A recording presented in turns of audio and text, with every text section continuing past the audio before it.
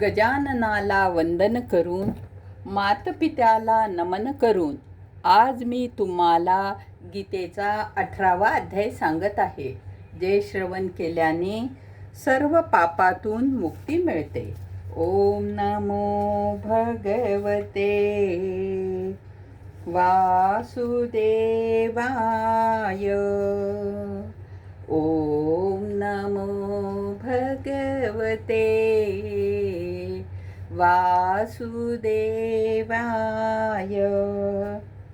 श्रीकृष्ण भगवान म्हणाले, हे अर्जुना, या विषयात आधार आणि कर्ता तसेच निरनिराळे कारण आणि नाना प्रकारच्या निरनिराळ्या चेष्टा तसेच पाचवे साधन दैव सांगितले गेले आहे. कारण मनुष्य मन, वाणी आणि शरीराने शास्त्राला अनुसरून त्याच्या विपरीत जे काही कर्म आरंभ करतो त्याची ही पाचच कारणे आहेत.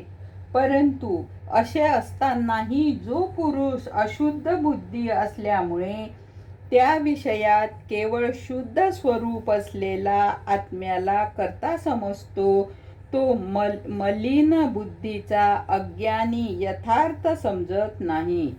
हे अर्जुना, ज्या पुरुषाच्या अंतःकरणात मी कर्ता आहे असाच भाव नाही, तसेच ज्याची बुद्धी सांसारिक पदार्थात आणि संपूर्ण कर्मात लिप्त नाही, तो पुरुष या सर्व लोकांना मारूनही वास्तविक मारीत नाही आणि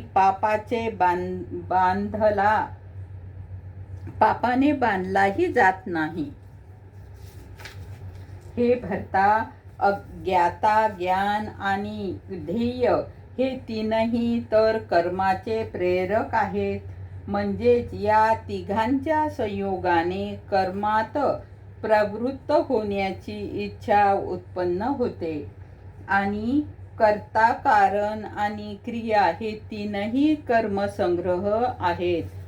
म्हणजेच या तिन्हींच्या संयोगापासून कर्म तयार होते. त्या सर्वांच्या ठिकाणी ज्ञान आणि कर्म तसेच कर्ता देखील गुणांच्या भेदाने सांख्यशास्त्रामध्ये 3 प्रकारात सांगितला आहे.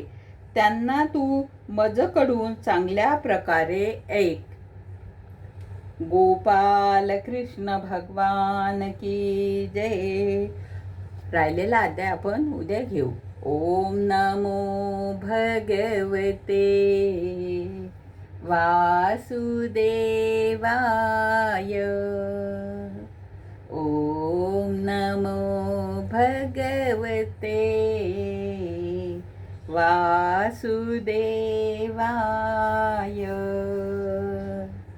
ओम नमो भगवते वासुदेवाय.